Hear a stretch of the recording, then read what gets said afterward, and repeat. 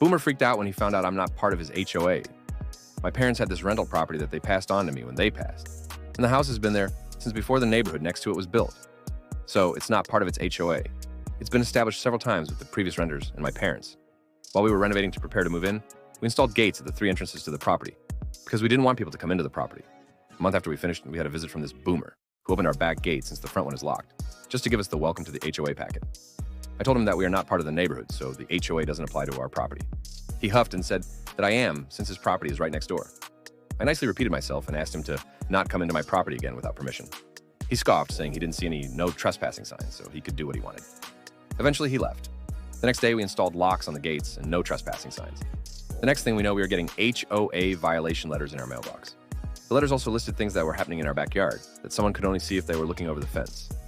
After the 5th notice, that threatened eviction, I called the number listed and explained to a lady the situation. And she said that the HOA president said we were, and was the one reporting us. But all we had to do was prove we weren't, and they would waive the fines and leave us alone. I gathered the paperwork and went to the next meeting where I gave them the paperwork, which proved I was right. The boomer then lost his mind and said that it didn't matter and we still needed to follow his rules and change the things he wanted. Apparently, the reason he was upset is that we installed gates and fixed the fence that prevented him from going where he wanted when he went on his walks. The gates fence also prevents his family from taking a shortcut to the pool. The backyard was filled with things he didn't want seeing, from his 2nd-story balcony and the trees we planted, and the new fence prevented him from seeing our entire property. He got so angry that he needed to be brought to a different room. I left soon after, but I haven't heard a thing since. It's amazing how entitled some boomers are.